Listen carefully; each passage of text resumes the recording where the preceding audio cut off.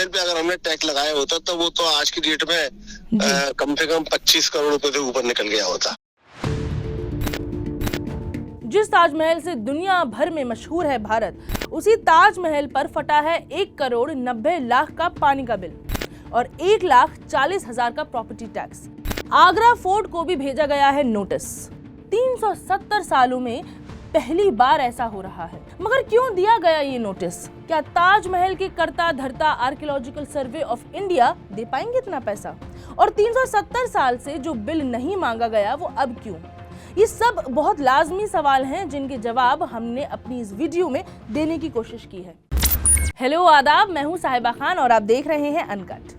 तो जी, ताजमहल का नाम सुनते ही उसकी संगमरमर की सफेद दीवारें याद आ जाती होंगी, उसकी पीछे बह रही यमुना नदी याद आ जाती होगी, लाल पत्थर के वो दरवाजे और दरवाजों पर नक्काशियां याद आ जाती होंगी, बॉलीवुड भी याद आ जाता होगा। कई लोगों की भावनाएं ताजमहल से इस कदर जुड़ी हुई हैं कि उन्हें अपने पार्टनर्स याद आ जाते होंगे, शाहजहां और नूरजहां याद आ जाते होंगे।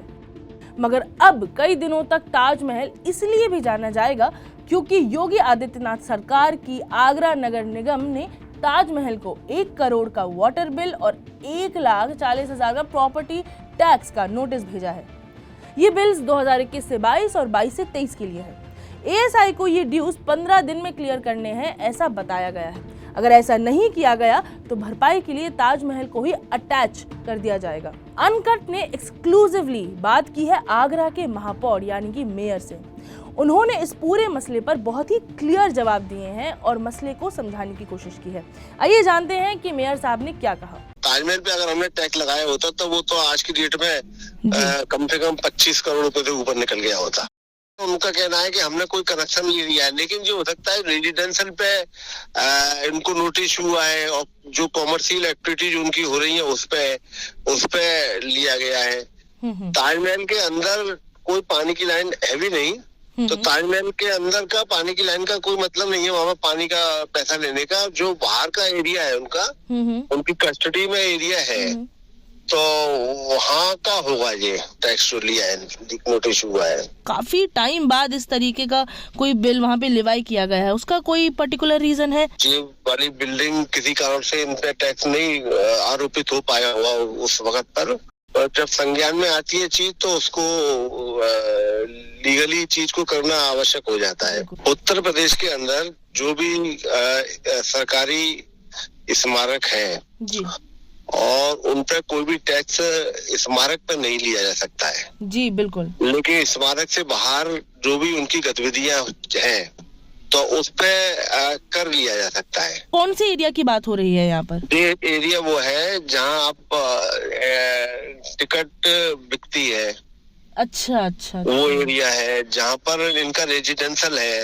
अच्छा। जहाँ इनका CISF का फोर्स है, रह रहा है, वो इनके एरिया में रह रहा है। जी। और ये जो गार्डन वगैरह है इनकी देखरेख के लिए जो पानी वगैरह यूज होता है, क्या उसका ही ये बिल आया है? पानी के बिल के बारे में मेरे को अभी ज्यादा जानकारी नहीं है। हाँ, वो पानी का बिल भी, क्योंकि गार्डन में अगर पानी लग रहा होगा तो वो हमारे यहाँ का पाइपलाइन नहीं होगी उनके यहाँ। अच्छा। अंदर होगा तो इनके जो रेजिडेंशियल एरिया है उसी पे ये जलकर भी टैक्स आरोपित हुआ है। जो हमने नोटिस दिया है हमारे यहाँ से, वो नगर निगम की एक्ट की विभिन्न धाराओं के अंतर्गत, जो हमारे नगर निगम को पावर है जी, उसके अंतर्गत हमने दिया है।